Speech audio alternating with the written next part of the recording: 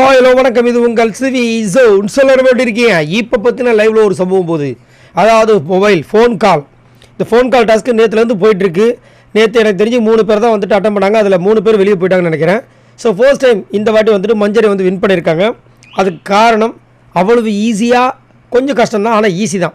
அதாவது செய்ய முடியாது. இப்போ வந்துட்டு நேற்று சாப்பாடை கொடுத்து இதில் சாப்பிடணுன்னாங்க. ஒரு கடத்துக்குள்ளே சாப்பிட முடியாது, தண்ணியை குடிக்க முடியாது. ஆனால் இந்த டாஸ்க்கு செய்ய முடியும், மனசு வச்சா முடியும். அந்த மாதிரி ஒரு டாஸ்க்கு என்னென்னா ஹேர் கலரிங். அதான் அந்த ப்ரொமோ 3ல பார்த்துருப்பீங்களே, அந்த ஹேர் கலரிங் பண்ண முடியுமான்னு கேட்கும்போது இவங்க உணர்ச்சிப்பட்டு என்ன பண்ணிடுறாங்க, மஞ்சரி ஃபஸ்ட்டு வந்து ரயான் பேரை சொல்லிடுறாங்க. ஆக்சுவலாக ஜாக்லி முதலேருந்தே கேட்டுட்ருக்காங்க. ஏன்னா ஜாக்லியோட பாயிண்ட் 0, அதனால் முத்துக்குமரம் சொல்கிறாரு.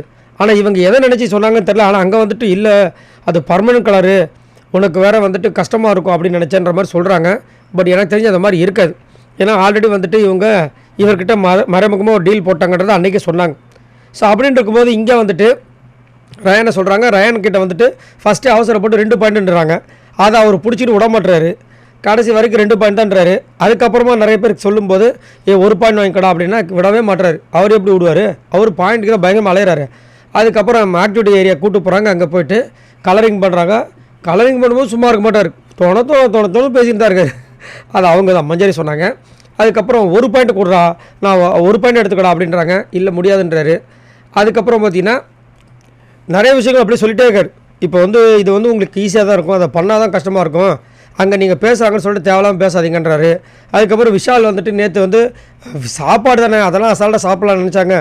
அப்புறம் ஒரு கொஞ்சம் நேரம் முடியும் போது அதெல்லாம் பிடிச்சிருவானாங்க.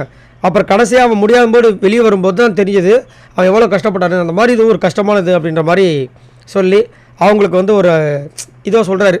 ஆனால் அவங்களுக்கு மனசே இல்லை. ஏன்னா பவித்ரா சொல்கிறாங்க, நான் ஹேர் கலரிங் பண்ணிப்பேன், எனக்கு பாயிண்ட்ஸ் ஒன்று எனக்கு கொடுத்தது நல்லா இருந்திருக்குமே, 2 பாயிண்ட் அதுவும் அப்புறம் மாதிரி அவங்களும் சொல்கிறாங்க, ஜாக்லியும் சொல்கிறாங்க. பட் இவங்க மைண்டுக்குள்ளே இருந்தது ரயான் தான். இப்போ வந்து மண்டையில் வந்து அதெல்லாம் கலரிங் அடிச்சுட்டு ஃபாயில் பேப்பரை சுற்றி விட்ருக்காங்க.